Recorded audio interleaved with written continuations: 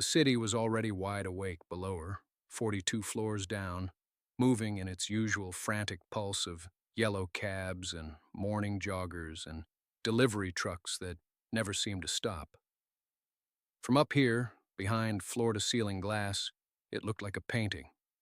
Beautiful, manageable, controlled. She liked it that way. She had built her entire life around that word, control. The company she had grown from a single rented office into a firm worth hundreds of millions. The calendar that ran in 15-minute increments. The wardrobe organized by color and occasion. The penthouse that no one entered without an appointment, not even her assistant. Especially her assistant. She reached for the bedroom door handle at 6:53 in the morning, already dressed, already sharp, already 3 steps ahead of the day. The handle moved. The door did not. She tried again. Nothing. She pressed the small screen panel mounted beside the door, the one that controlled every lock, every light, every blind in the apartment. The screen glowed faintly, then went dark, then glowed again. A soft error tone repeated itself in a loop, the sound of technology quietly failing, a sound she had never heard in this apartment before. She stood very still. Then she pressed every button. Nothing opened. It took her 4 minutes to fully accept what was happening. The building had updated its smart security system overnight, something she had approved weeks ago without reading the fine print.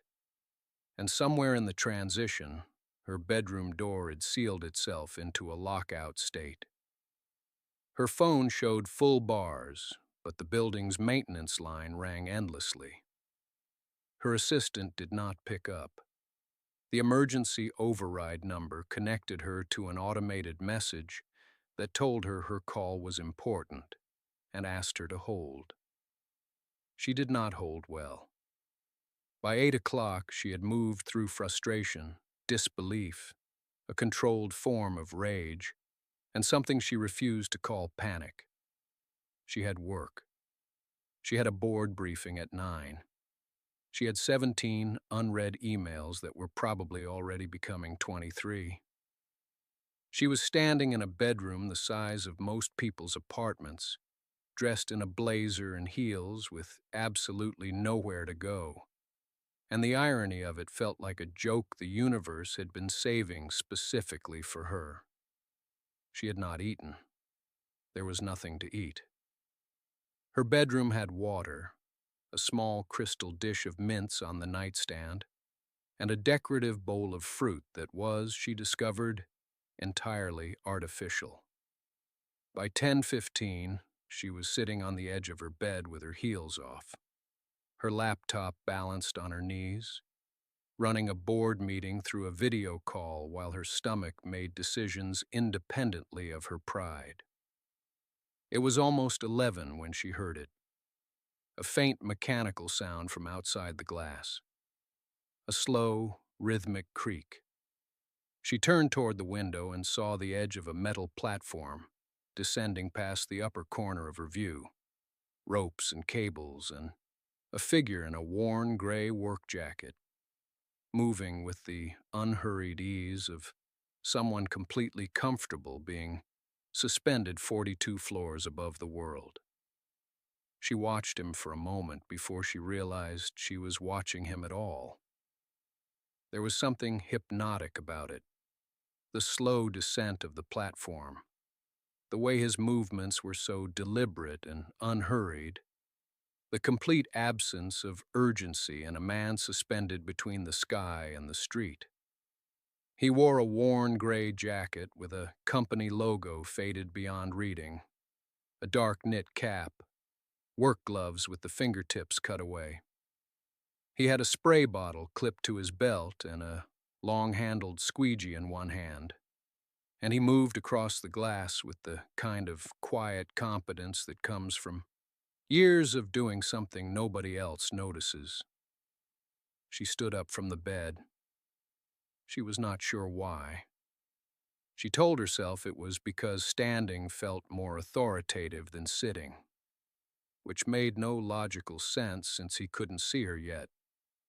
The tinted exterior glass would give him only a reflection of sky and cloud from his side. She could see him perfectly. He couldn't see her at all. She crossed the room toward the window anyway. He was good at his job, she noticed, despite herself. There was no wasted motion. He worked in long, clean arcs, the squeegee pulling the water away in smooth lines that left nothing behind. His jacket was old and his boots were older, the kind of scuffed and risoled work boots that had been repaired more than once rather than replaced. His hands moved with a rhythm that suggested he did this every day, in every weather, without complaint. She pressed one palm flat against the glass. The cold of it traveled up her arm, and she realized that she had been standing in her bedroom for nearly 3 hours now with nothing to eat and no real prospect of change. She had run her board meeting through a screen like a ghost at her own table. She had answered 54 emails. She had called the building's security line 4 separate times and been placed on hold twice, transferred once, and disconnected once. The last technician she reached had told her warmly that a specialist was en route and could arrive between 1 and 4 in the afternoon. Between 1 and 4. As though she were waiting for a cable installation. She pressed her forehead lightly against the glass and closed her eyes for exactly 3 seconds, which was the maximum amount of vulnerability she permitted herself at any one time. When she opened them, he was closer. The platform had descended another few feet, and he was now directly level with the center of her window, close enough that she could see the faint exhale of his breath against the cold air, and the way his jaw was set with easy concentration. And then something unexpected happened. He paused. He tilted his head slightly, the way a person does when something in their peripheral vision doesn't match what they were expecting. He lowered the squeegee a few inches. He leaned forward almost imperceptibly, close enough that the fog of his breath drifted lightly across the glass. And she realized, with a start that traveled from her chest straight down to her feet, that he could see her. For a long moment, neither of them moved. She stood in her silk pajamas with her arms crossed and her hair still half-pinned from the night before, and he hung 43 stories above the city in a safety harness, and they simply looked at each other through glass that was no longer a barrier so much as a very thin excuse. She expected him to look away. That was what people did when they accidentally caught a glimpse of something private. They made themselves small, apologized with their eyes, and moved on. She had spent her entire professional life watching people flinch away from her gaze.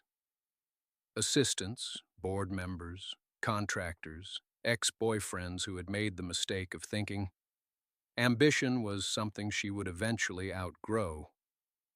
They all looked away eventually. He did not look away. He studied the scene in front of him with the same calm, unhurried attention he had been giving the windows all morning. Not staring, not gawking, simply seeing. And then something shifted in his expression. Not pity, not amusement. Something quieter than either of those things. Recognition, maybe, of the particular kind of frustration that comes from being trapped by something completely outside your control. He raised one gloved hand and pointed, a single slow gesture toward the balcony door at the far left edge of her bedroom wall. She stared at him. He pointed again, then mimed something she couldn't immediately interpret. a small patting motion with both palms facing down, the universal language for calm down. I have an idea. The audacity of it was so complete that for a moment she forgot to be furious. She almost laughed. Almost.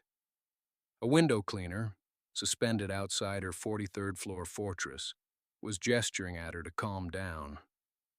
She pointed at her watch instead. The universal language for I have been in here for 4 hours and 30 minutes. He nodded slowly, acknowledging this as though she had made a reasonable point in a business meeting. Then he held up one finger.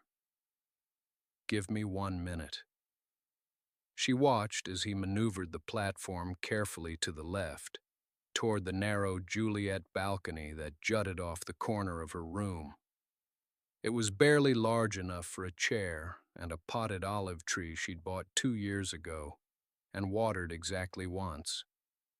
The platform settled alongside it with a soft metallic shudder, and he moved with an ease that suggested he had never once feared heights, not even briefly, not even at the very beginning. He unclipped a worn canvas bag from the side of the platform and set it on the balcony railing with the careful precision of a man who did not have extras of anything. She moved toward the balcony door out of pure involuntary curiosity, close enough to see what he was doing, pressing her palm lightly against the glass as though that might help her understand faster. What he pulled out of that bag made absolutely no sense. It was small, compact, and unmistakably a portable burner stove, the kind hikers used, the kind that had no business being 43 floors above downtown. She stared. He looked up and caught her eye and shrugged, as if to say, it seemed like the right thing to bring. She stepped back from the glass. That was the rational response, the composed one. The one a woman who had built a company from a single rented desk and a refusal to be underestimated would absolutely choose. She stepped back, crossed her arms, and watched from a distance that felt appropriately professional and uninvested. He didn't seem to notice, or if he did, he didn't adjust his behavior to accommodate it. He simply continued. From the same worn canvas bag, he produced a small tin canister, a battered aluminum mixing cup, and what appeared to be an actual egg, wrapped carefully in a cloth and nestled between 2 folded rags like something precious being transported across difficult terrain. She watched him crack it one-handed against the rim of the cup with the confident efficiency of someone who had done exactly this, in exactly this configuration, many times before. It was the egg that undid her composure more than anything else, not the stove, not the fact that he was 43 floors up on a swaying platform preparing food. The egg. The fact that he had brought a single egg wrapped in cloth. The fact that the cloth was clean. She moved back to the glass.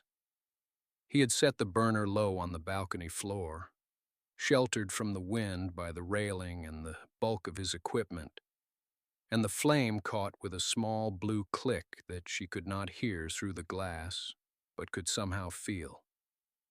He placed a thin pan over it, tilted it once to check the surface, and began to work with the focused quiet of someone who understood that care applied to small things was not a lesser version of care. It was the same thing, just scaled differently. She had eaten in restaurants that had won international awards. She had been served by people whose sole professional purpose was anticipating her before she knew what she wanted. She had sat at tables where the lighting was specifically calibrated to make the food look more beautiful than it already was. She was watching a man make pancakes on a camping stove on her balcony, 43 floors above the city in the pale morning light. And she could not look away. The steam rose in slow curls. The city glittered behind him in that particular way it only did before the full weight of the day settled in, all silver and gold and blue, and he moved through it without any awareness of how it looked, which somehow made it worse. He wasn't performing. He wasn't doing this to be seen doing it. He had simply assessed the situation. Woman, locked in, hungry, mourning, and responded to it with what he had. She pressed her forehead against the glass for just a moment, which she would later decide had not happened. Then she straightened up, smoothed the front of her silk pajama top with both hands, and reminded herself that she was grateful in a controlled, measured, entirely unsentimental way.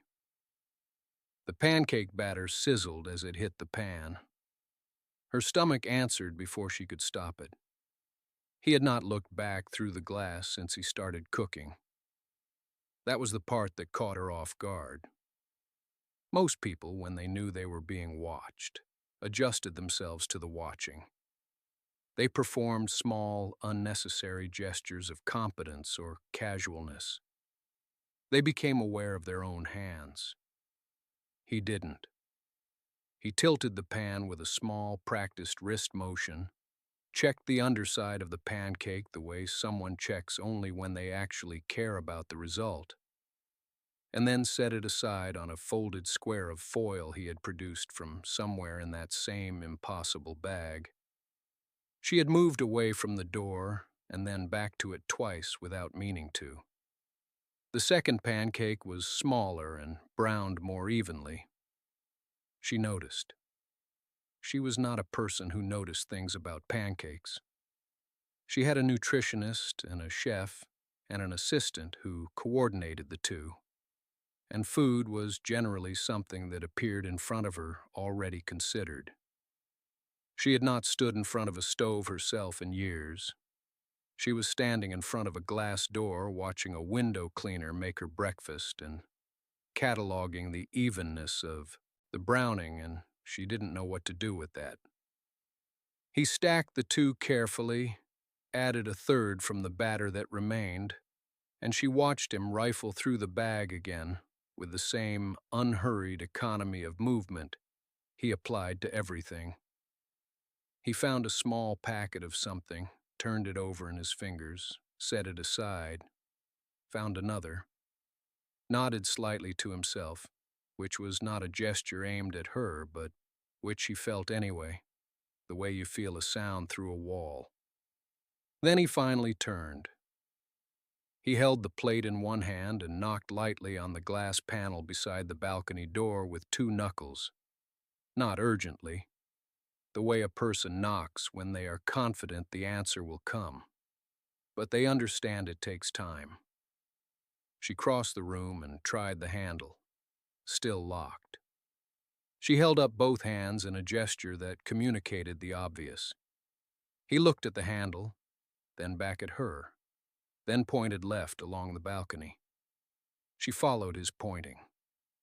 The narrow emergency side panel, the one facilities management had explained during the building orientation she had absolutely not paid full attention to, had a simple manual release lever she had never touched. She had not known that was there. She pulled the lever. The panel clicked open 3 inches, which was enough. He set the plate edge through first, carefully, and she took it with both hands, and for a half-second they were both holding it, his fingers near one rim and hers near the other, and the warmth of it came through the porcelain directly into her palms. He had included a small folded paper square where the fork should have been. She looked down and discovered it was not a fork. The packet he had found in the bag was maple syrup. A single-serving maple syrup from some diner or rest stop, slightly battered at the corner.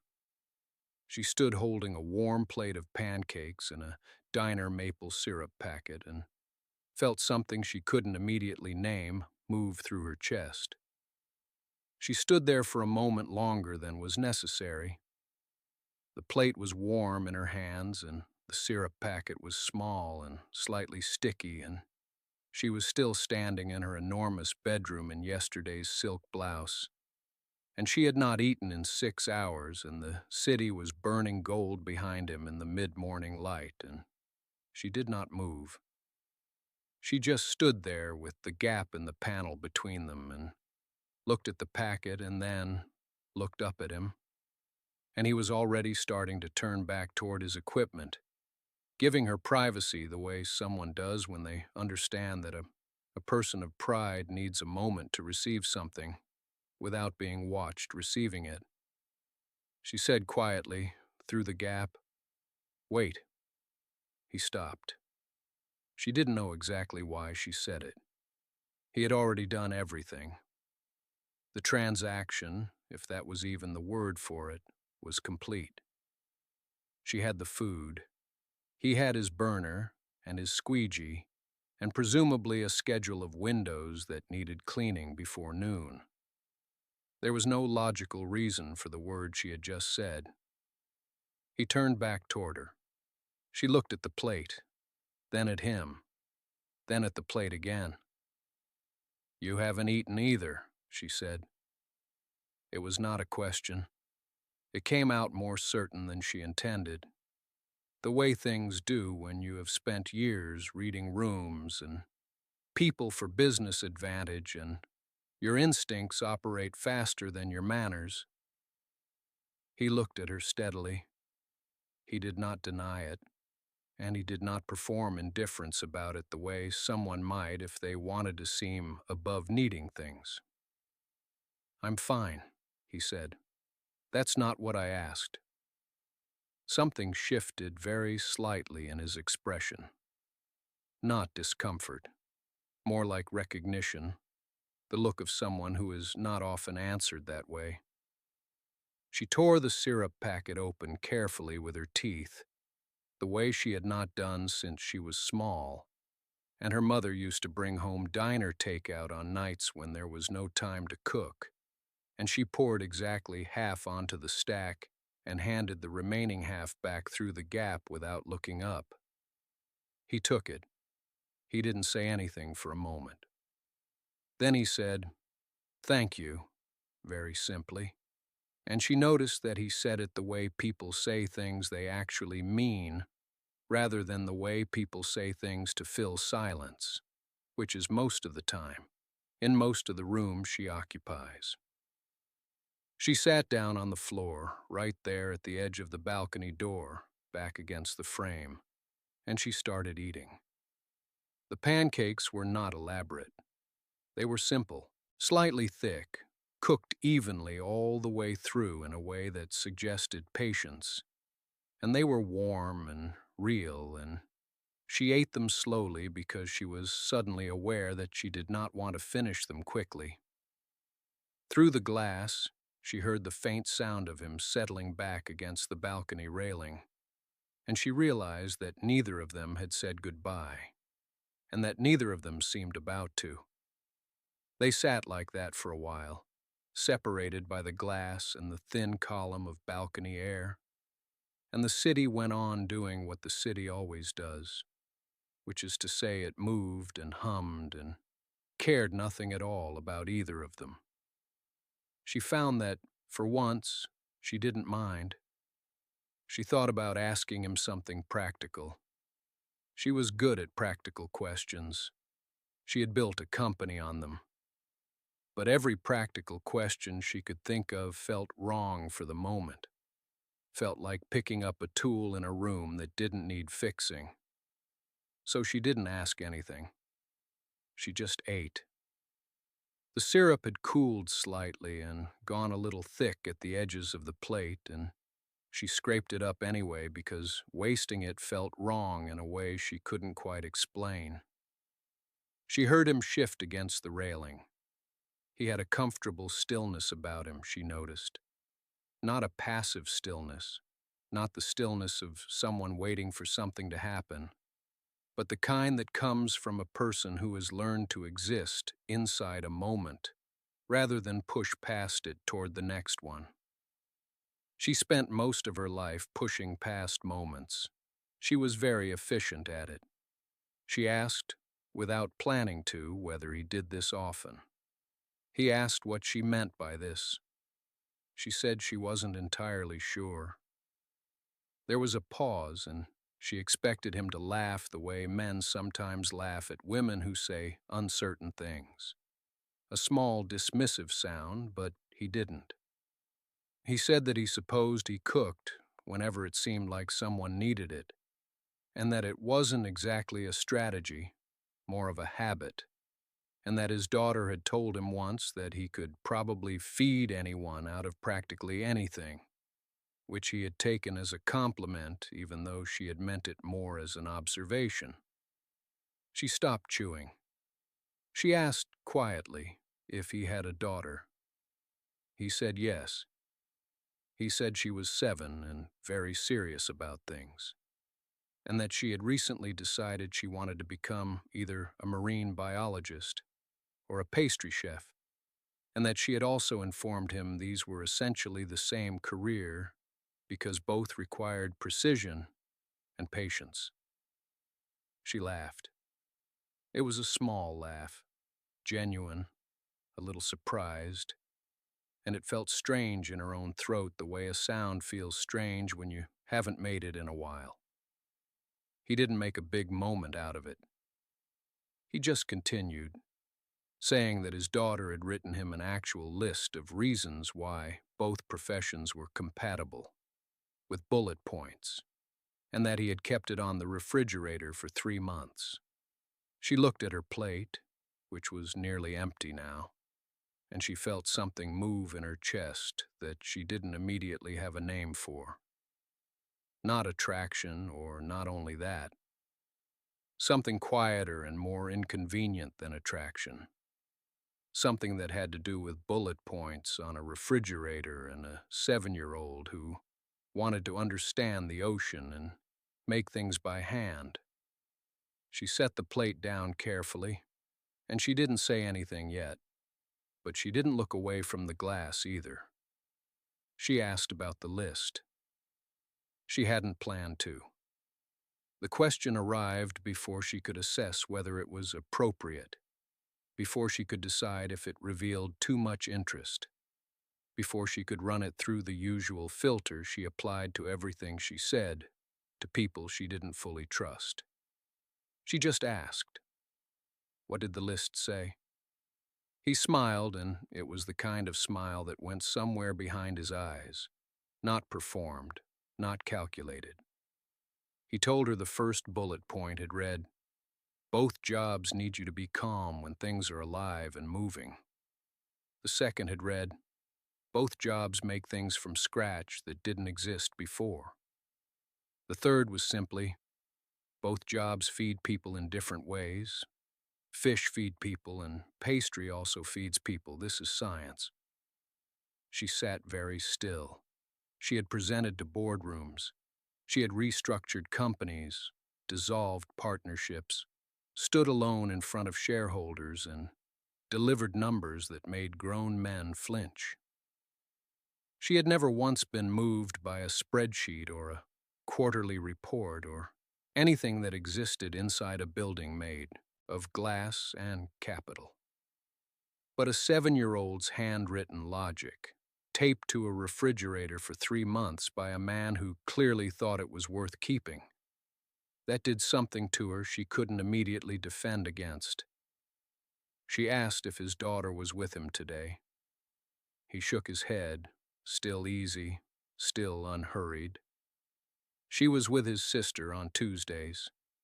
It was the only day he took the longer routes, the high buildings, the jobs that required more equipment and more time, because he didn't like being unreachable for too long. He said it plainly, without framing it as sacrifice or nobility. It was simply a fact about how his week was arranged. She looked at him through the glass. She had spent 10 years building a life specifically designed to require no one. Every system in her apartment was automated. Every relationship in her professional world was structured, boundaried, and ultimately optional. She had believed, with some conviction, that this was called independence, that it was something to be admired, that the hollow sound the rooms made when she walked through them at night was the sound of freedom. She was no longer completely certain. He began to pack the small burner away with the same quiet efficiency with which he had set it up, folding it into his work bag with the ease of someone accustomed to making order out of limited space. She watched him and felt something she recognized only reluctantly as reluctance. Not at him leaving. He hadn't said he was leaving. Just at whatever came next. At the moment this one ended. She pressed her hand flat against the glass, not dramatically, just resting it there. He noticed. He didn't comment on it. He just looked at her hand against the glass for a moment, then looked up at her face, and whatever was in his expression she couldn't fully read, but it didn't look like nothing. He set the work bag down again. She noticed that too. He didn't make a production of it, didn't announce the gesture or explain it. He simply stopped packing, set the bag to one side, and sat back on the edge of the balcony ledge the way someone sits when they've decided quietly that they're not in a particular hurry to go anywhere.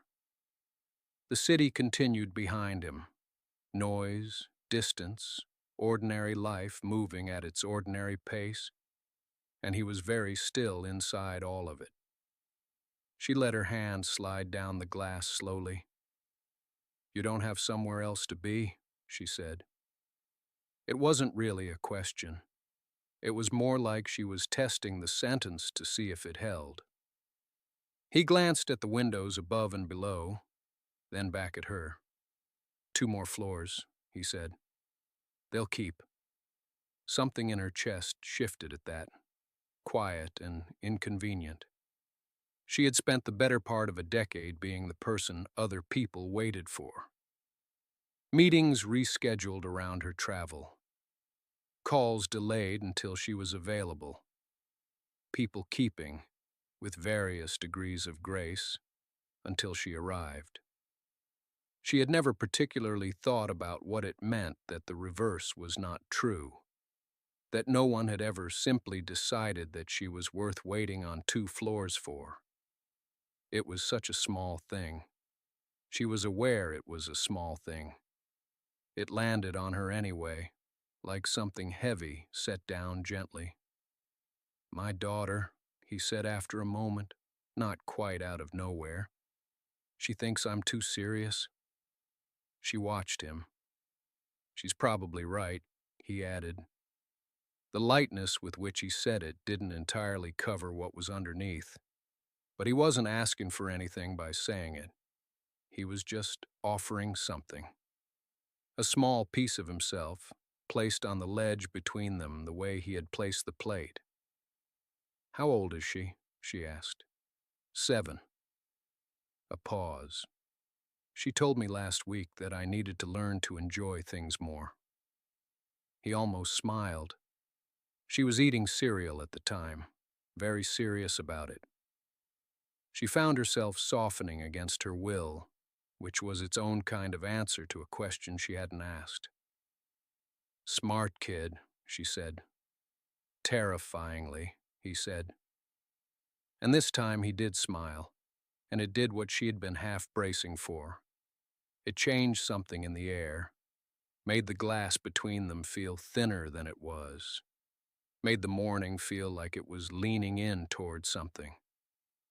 She thought about her apartment behind her, the automated systems, the perfect engineered quiet. She thought about the hollow sound the rooms made. She thought about a 7-year-old girl eating cereal and telling her father with great seriousness that he needed to enjoy things more. She pressed her fingertips to the balcony door handle. It had been repaired an hour ago by building maintenance. It would open now. She had simply not opened it yet. Her hand closed around the handle. She opened the door. The morning air came in first, cool and carrying the faint diesel breath of the city far below, mixed with something warmer, something that still held the ghost of butter and maple syrup. She had not been outside in hours. She had forgotten that air could feel like this, like it had weight, like it was alive. He didn't move. He stood where he was, one hand still resting on the railing, and he watched her step onto the balcony the way someone watches a thing they were not entirely sure would happen. She crossed her arms against the cold. She was still in yesterday's clothes. Her hair was not perfect. She had stopped caring about that somewhere around the third hour of being locked inside her own life. "You didn't have to do that," she said. "The pancakes." "I know. Most people wouldn't have. I know that too." She looked out at the city. From up here it looked orderly, manageable, like a system that made sense. She had always loved that illusion. She had built her entire career on the comforting idea that everything could be engineered into compliance, that locks could be trusted, that distance was protection. "Your daughter," she said, "does she know you spend your mornings suspended outside buildings feeding strangers?" "I'll leave that part out," he said. "She'd want a full report, names, descriptions, feelings." He paused. "She's very thorough." Something moved in her chest, not the sharp thing that had been living there for years, the one that kept her efficient and careful and alone. Something slower, something she hadn't named in a long time. She turned to look at him. He was watching her without pressure, without agenda, with the kind of patience that had clearly been earned the hard way, through long mornings and a small girl eating cereal and all the things life had handed him that he had simply decided to carry with grace. "I don't usually do this," she said, not entirely sure what this was. "Neither do I," he said. A long moment passed. Below them, the city moved. Somewhere a horn sounded, faint and brief, then disappeared. "There's a coffee shop," she said finally. 4 blocks down. They open at 7. I've never been. I've only ever seen it from the car." He tilted his head slightly, listening. "I thought—" She stopped, started again. "If you're not working, and if your daughter is in school, maybe—" "Yes," he said, quietly, without hesitation, without performing anything. Just yes. She uncrossed her arms. The cold didn't feel as sharp as it had a moment ago. The city stretched out in every direction, enormous and indifferent, and none of it seemed to matter very much compared to the small, warm fact of a man who had made her pancakes on a balcony, because it was the right thing to do. She had spent years building walls she could trust. She had not expected the one thing she needed most to arrive on the outside of the glass.